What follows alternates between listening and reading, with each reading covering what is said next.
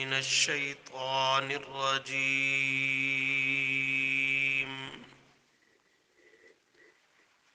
بسم الله الرحمن الرحيم. قل إن كنتم تحبون الله فاتبعوني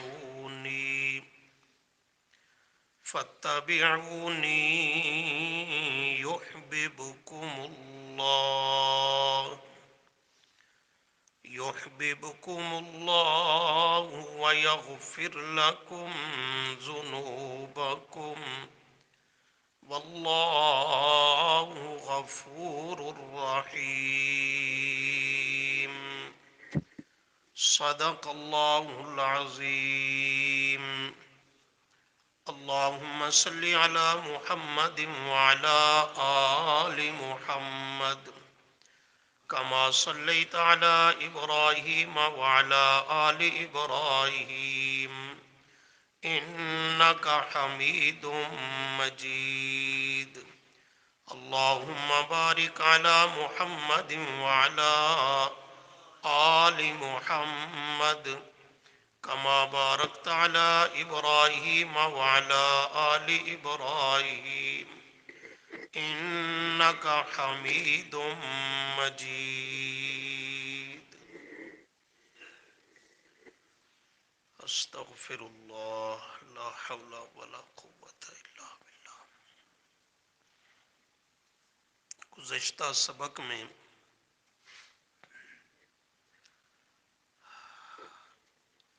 اتباع الرسول صلی اللہ علیہ وسلم کے عنوان پر دو باتیں ذکر کی گئیں. ایک یہ کہ اتباع کا معنی مفہوم کیا ہے، اور دوسرا یہ کہ نبی کریم صلی اللہ علیہ وسلم کی اتباع وہ دو طرح کرنی ضروری، لازم اور واجب ہے.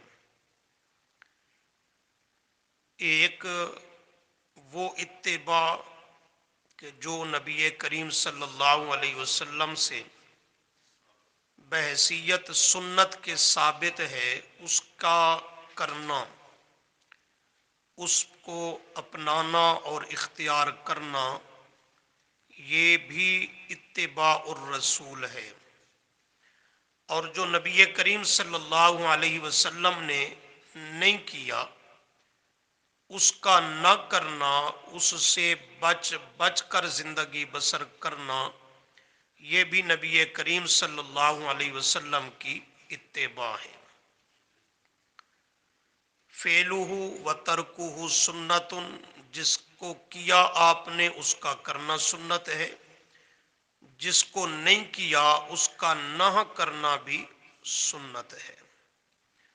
جیسے آپ کے کیے پہ عمل کرنے سے اجر ملتا ہے، ایسے ہی جو آپ نے نہیں کیا اس سے بچ کر زندگی بسر کرنے پر بھی اجر ملتا ہے. اور اہل اصول نے یہ ضابطہ ذکر کیا ہے کہ الاتباع کما یکون فی الفعل و یکون فی الترک. جیسے آپ کے کرنے میں آپ کی اتباع لازم ہے، ایسے ہی آپ کے نہ کرنے میں نہ کرنا یہ اتباع بھی لازم ہے.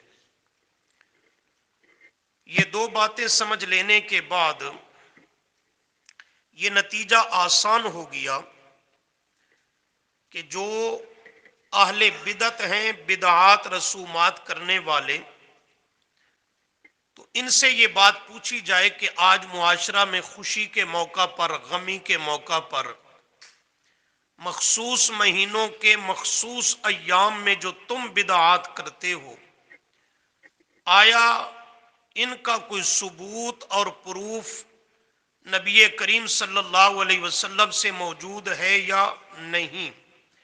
اگر نہیں اور یقیناً نہیں، تو پھر ان کا نہ کرنا یہی میرے محبوب کی اتباع کا تقاضا ہے. ان سے بچ بچ کر زندگی بسر کرنا، یہی آپ کی اتباع اور اصل سنت ہے۔ اور باوجود کہ یہ نبی کریم صلی اللہ علیہ وسلم کی شریعت مطہرہ سے ثابت نہیں، اس کے باوجود انہیں اختیار کرنا، یہ بدعات اعتقادی ہوں یا عملی ہوں، تو یہ دراصل نبی کریم صلی اللہ علیہ وسلم کی اتباع اور سنت سے بغاوت ہے۔ اور سنت کے متضاد شے کا نام بدعت ہے۔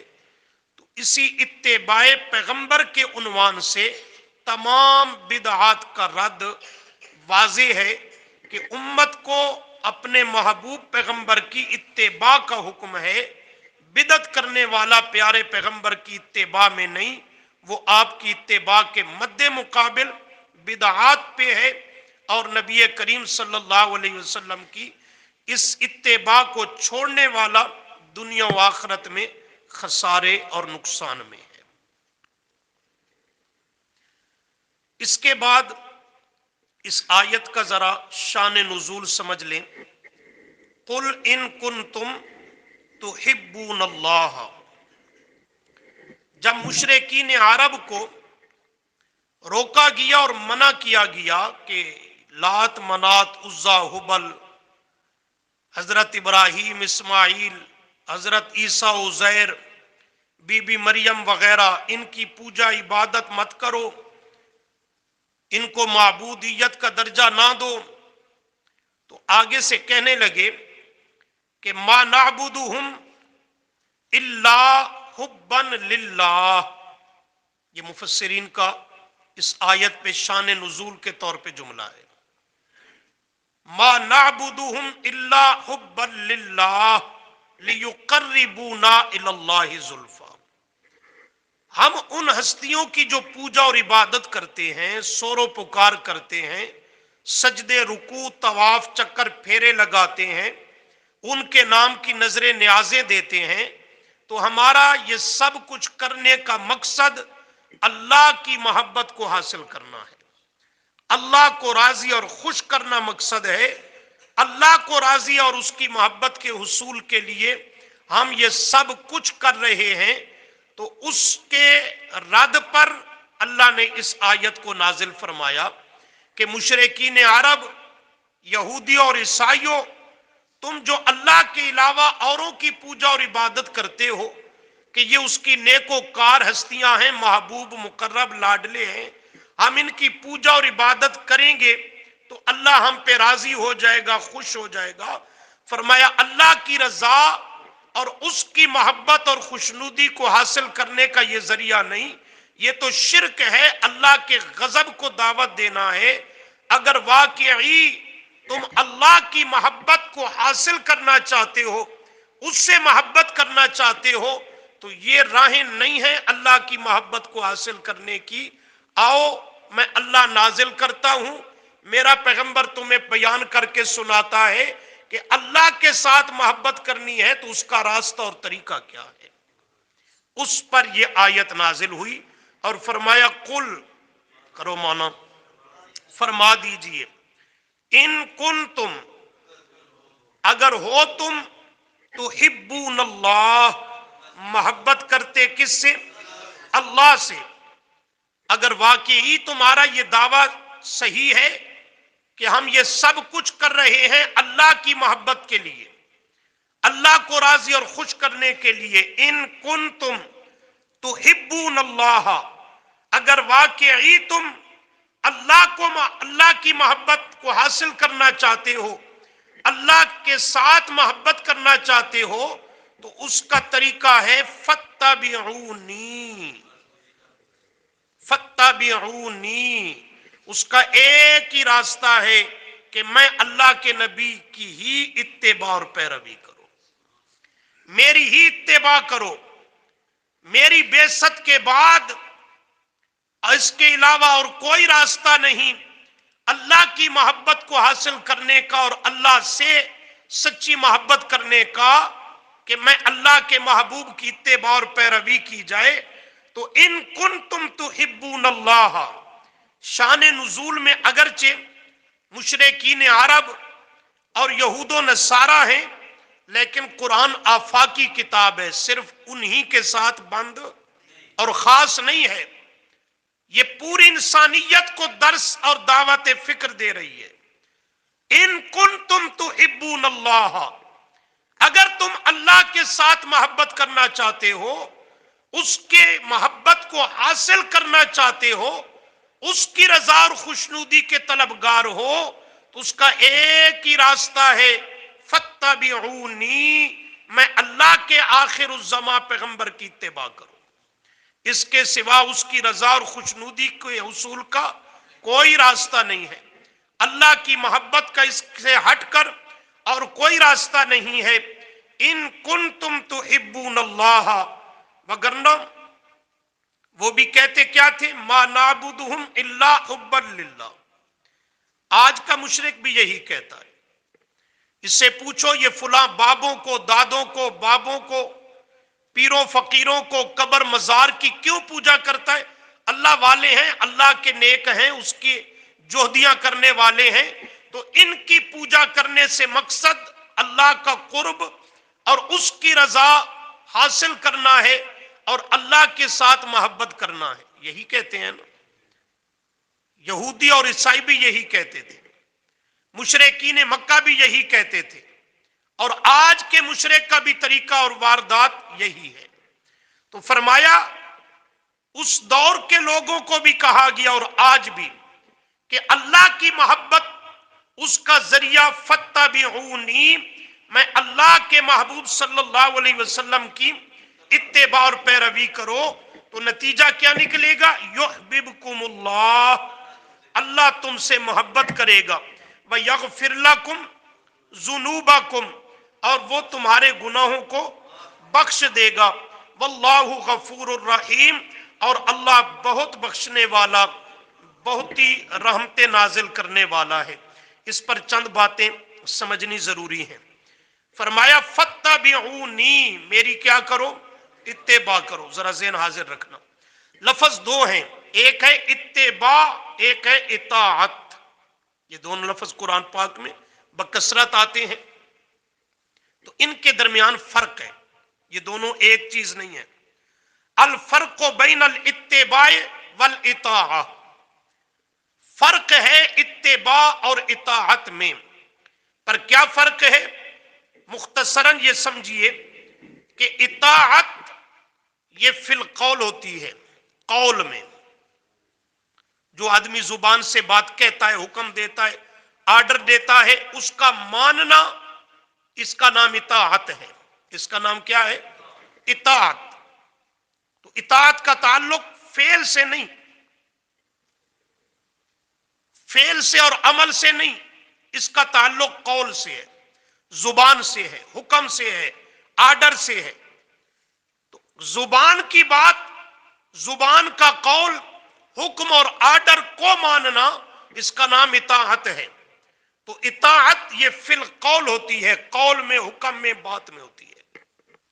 اتباع عام ہے، وہ فی القول بھی ہوتی ہے، لیکن اصل اس کا تعلق اتباع فی الفعل ہوتی ہے، فعل میں، عمل میں۔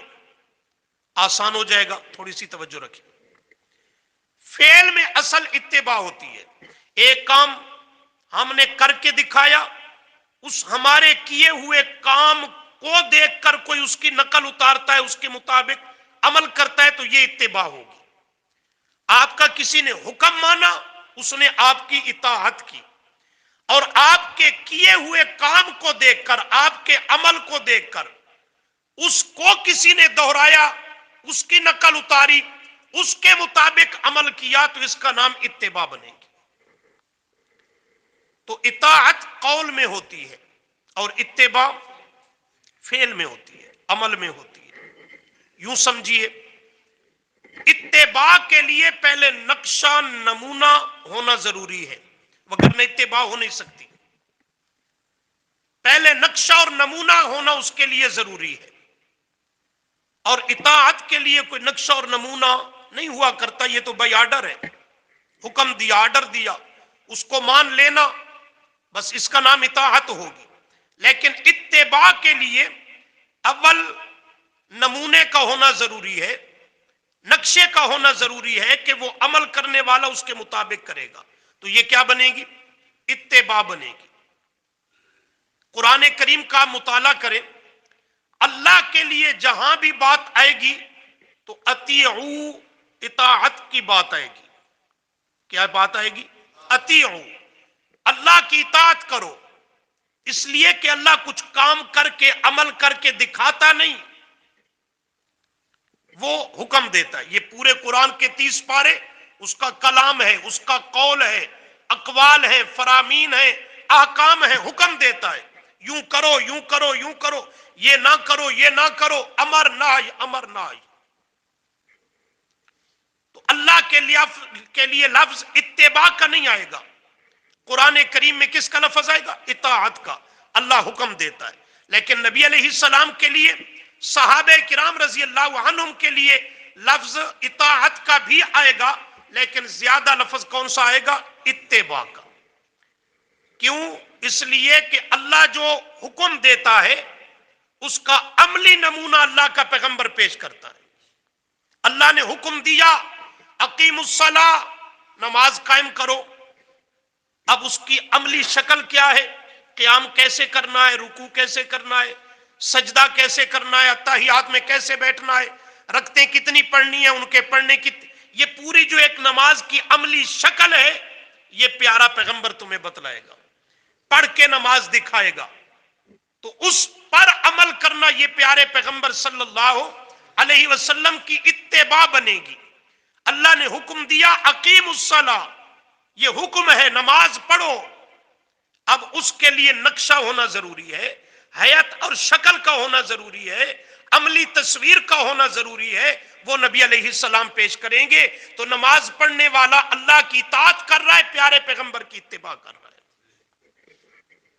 کوئی بھی عمل لے لیجئے، اللہ نے حکم دیا کہ میرے گھر بیت اللہ کا صاحب استطاعت حج کرو، ان اول بیت وضع للناس للذی ببکۃ مبارکا وہدی للعالمین، اور فرمایا للہ علی الناس حج البیت من استطاع الیہ سبیلا، حج کرو اللہ کے گھر کا، یہ اللہ نے امر آرڈر کر دیا، جو صاحب استطاعت ہو میرے گھر بیت اللہ کا حج کرو۔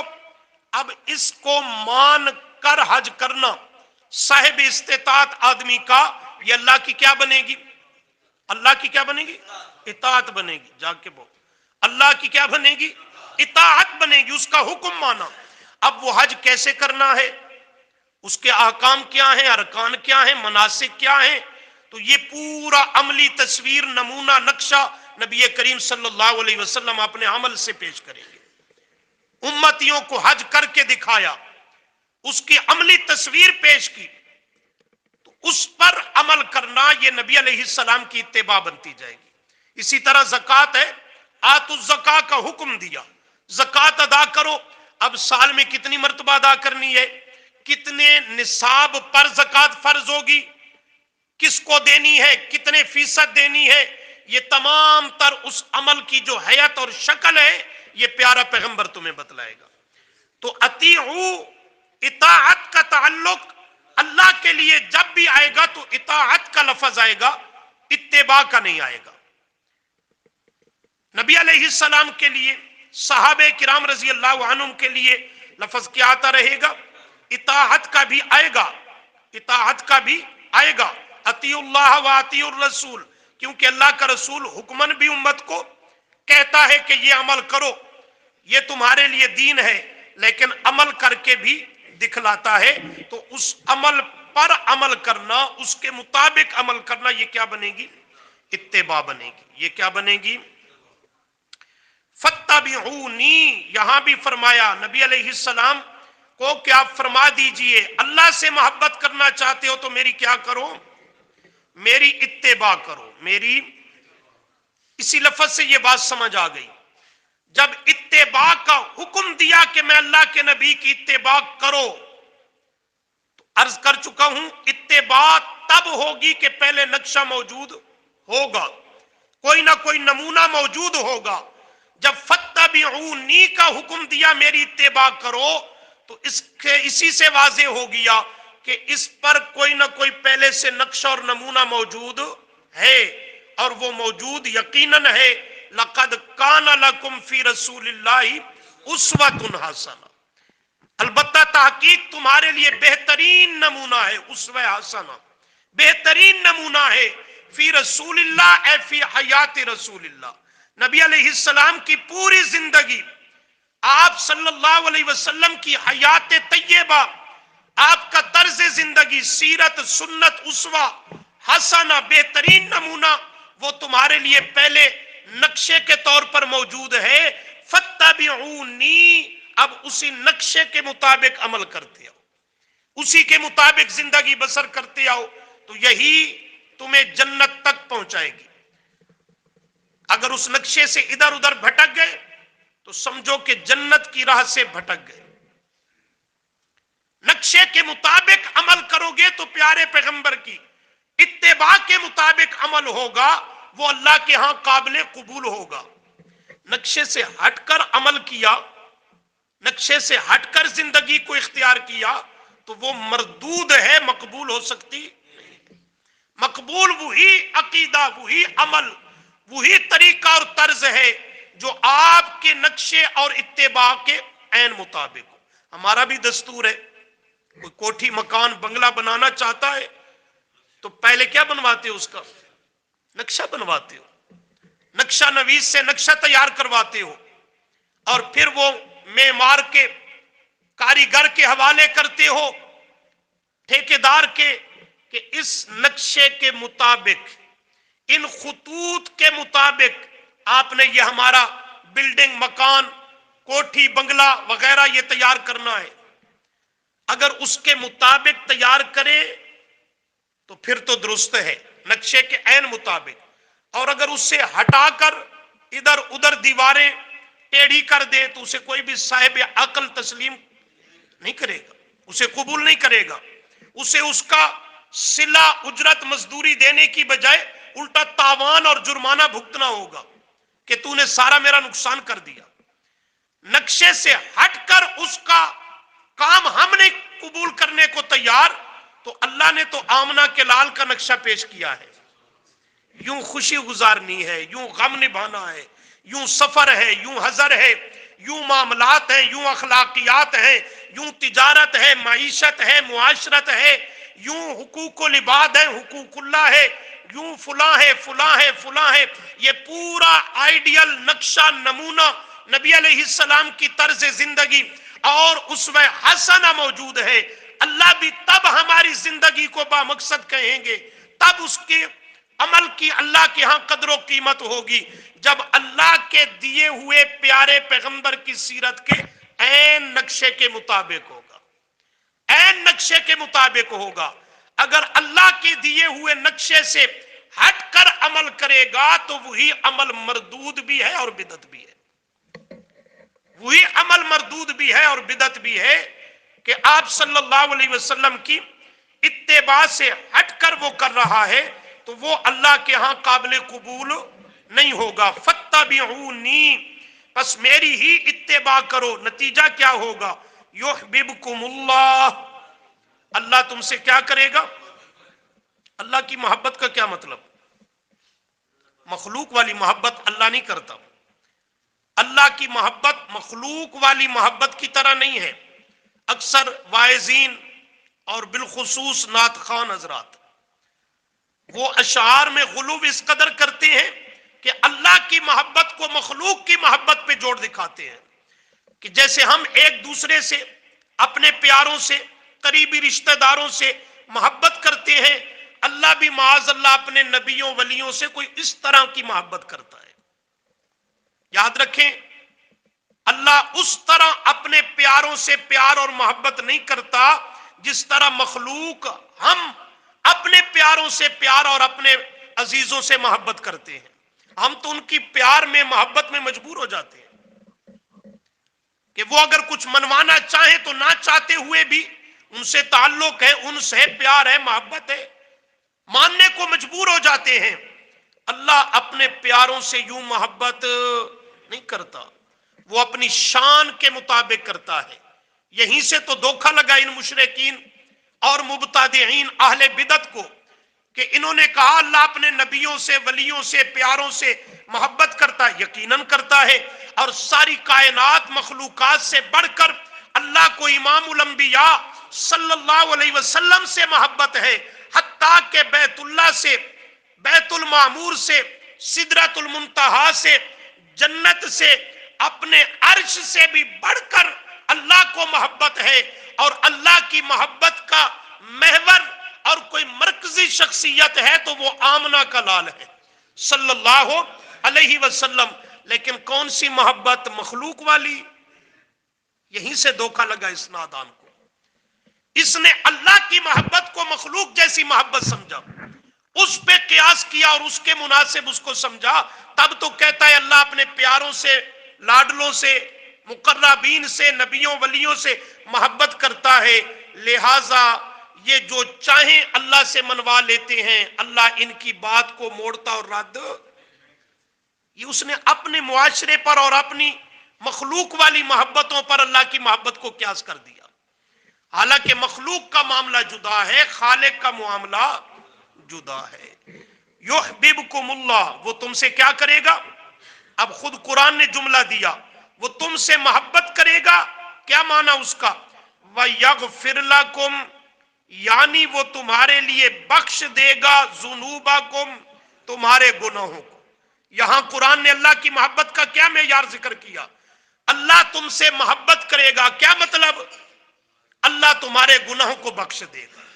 تو گناہوں کو بخش دینا یہ اللہ کی محبت ہے اپنے بندے سے، یہ اس کی شان کے مناسب ہے، یہ اللہ کی محبت ہے اپنے بندے سے، اس کے گناہوں کو بخش دینا، نیکیوں کو قبول کر لینا، سیئات کو مٹا دینا، حسنات کو قبول کر لینا، اس کی کمی کوتاہیوں سے درگزر کرنا، اور اس کو اپنا اس قابل بنا دینا کہ جیسے اللہ کریم کو اس کی زندگی اور رہن سہن پسند آ جائے، جنت کے قابل اسے بنا دینا، یہ اللہ کی محبت کرنا ہے، یہ اللہ کی محبت کرنا ہے۔ وَيَغْفِرْ لَكُمْ ذُنُوبَكُمْ، یعنی وہ بخش دے گا تمہارے گناہوں کو۔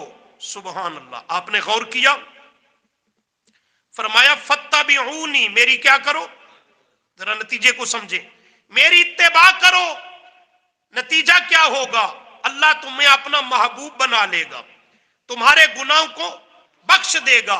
قرآن نے نکتہ دے دیا، نبی کریم صلی اللہ علیہ وسلم کی اتباع، آپ کی تابعداری اور پیروی، وہ عظیم اللہ کا انعام اور نعمت عظمیٰ ہے کہ جس کے کرنے سے اللہ انسان کے گناہوں کو بخش دیتا ہے۔ یہ جو اپنے نبی کی اتباع کرتا چلا جائے گا، اس میں بڑھتا جائے گا، یہ کام بھی اپنے محبوب کی اتباع اور سنت کے مطابق کروں، یہ بھی سنت کے مطابق کروں، یہ آپ کی سنتوں کو اپنانے میں، آپ کی اتباع اور پیروی میں آگے بڑھتا جائے گا، اللہ اس کے گناہوں کو معاف فرماتا جائے گا، اس کے گناہوں کو بخشتا جائے گا۔ وَيَغْفِرْ لَكُمْ ذُنُوبَكُمْ۔ سبحان اللہ۔ اس پر مفسرین نے بڑی عجیب بحثیں کی ہیں، ایک دو صرف اشارے سن لو۔ تفسیر قرطبی میں بھی، مدارک میں، تفسیر خازن میں اور تفسیر ابن کثیر میں بھی وغیرہ ہم یہ عبارت موجود ہے۔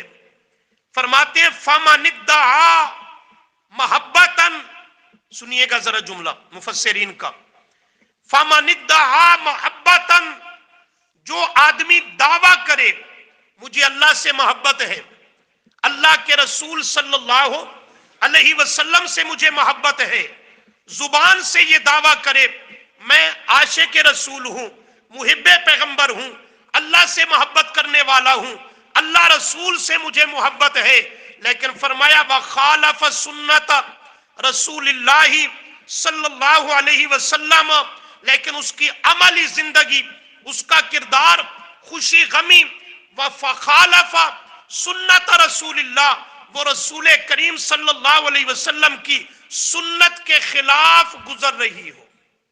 دعویٰ ہے اللہ رسول کے ساتھ محبت کا جیسے ہم سب کا ہے، لیکن اس کی عملی زندگی پر، رہن سہن پر، معاملات پر، شکل و صورت پر، وضاقتہ پر جب نظر ڈالی جاتی ہے تو فرمایا خالف سنت رسول اللہ، وہ اللہ کے رسول کی سنت کی مخالفت کرتا ہے، سنت کے خلاف کرتا ہے۔ سنت کے خلاف ہوتی بھلا کیا چیز ہے؟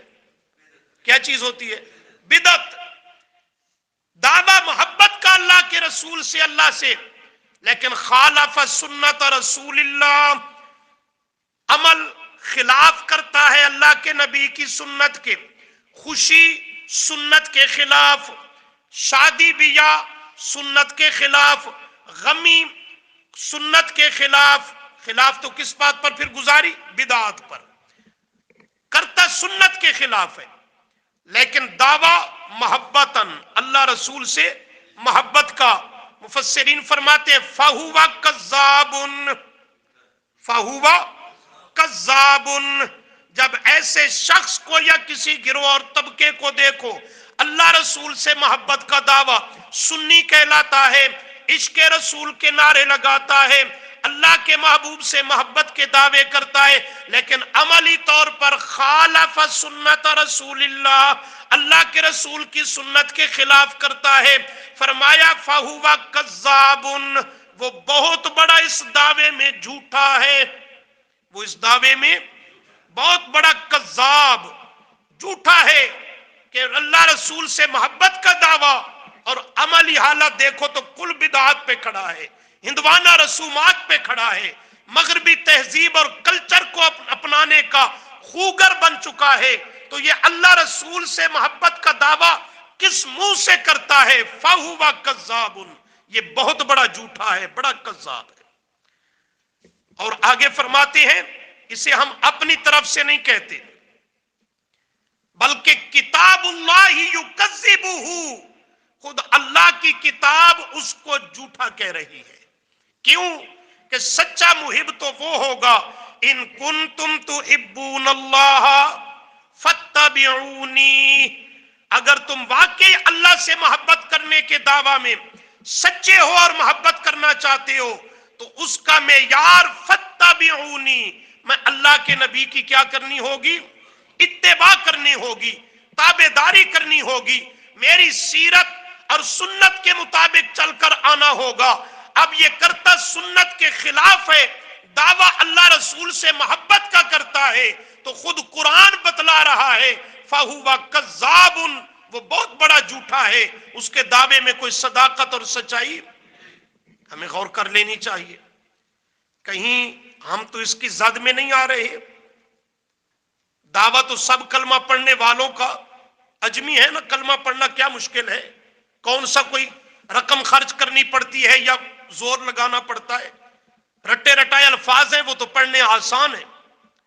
تو جو بھی پڑھتا ہے کلمہ طیبہ، کلمہ اسلام، اللہ رسول سے محبت کا دعویٰ تو کرتا ہے، اسے غور کرنی چاہیے کہ اس دعوے میں سچا ہوں یا کہیں جھوٹا تو نہیں ہوں، اور اس کا معیار اور پیمانہ اور کسوٹی اپنی عملی زندگی کو جانچنا اور پرکھنا ہے۔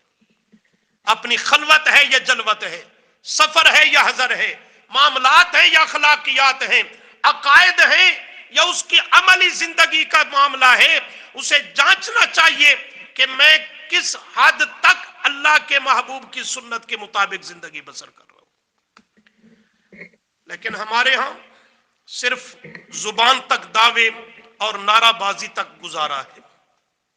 نعرہ بازی کیا ہوتی ہے؟ غلامی رسول میں موت بھی قبول ہے۔ آپ نے نہیں سنا کہ اتنے سادے بن بیٹھے ہو، آج تو نیٹ کا دور ہے۔ غلامی رسول میں موت بھی قبول ہے، موت قبول ہے، لیکن چہرے پہ داڑھی رکھنا رکھوانا یہ قبول نہیں ہے۔ خوشی سنت کے مطابق کرنا یہ اسے قبول نہیں ہے۔ غمی، فوتگی، صدمہ سنت کے مطابق گزارنا اور نبھانا یہ قبول نہیں۔ غلامی رسول میں موت بھی قبول ہے۔ یہ نعرہ باز قوم ہے جس نے کرنا کچھ بھی نہیں ہوتا، کرنا کچھ بھی نہیں ہوتا، جسے پیارے پیغمبر کی ادا اور سنت ہی قبول نہیں، وہ جان کہاں دے گا آپ کی محبت میں اور آپ کی غلامی میں؟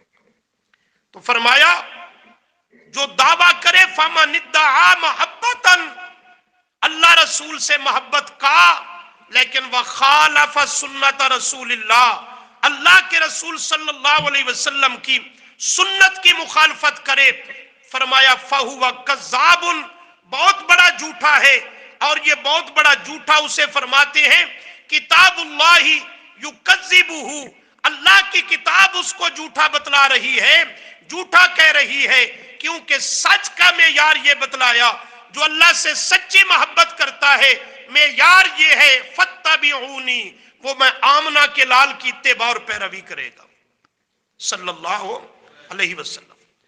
اور ساتھ ہی تفسیر قرطبی میں ایک اور بڑا پیارا جملہ ہے، فرماتے ہیں علامت حب اللہ، علامت حب اللہ، اللہ کے ساتھ محبت کی علامت اور پہچان یہ ہے حب القرآن، حب القرآن، اللہ کے ساتھ جو صحیح معنوں میں اور سچی محبت رکھتا ہے وہ اللہ کے کلام قرآن سے محبت کرے گا۔ جس کے دل میں قرآن کی محبت نہیں، اس کا ذوق موجود نہیں، وہ اللہ کے ساتھ محبت کا دعویٰ کرتا ہے تو جھوٹ بولتا ہے، وہ اس دعویٰ میں منافقت پہ ہے، مخلص نہیں ہے۔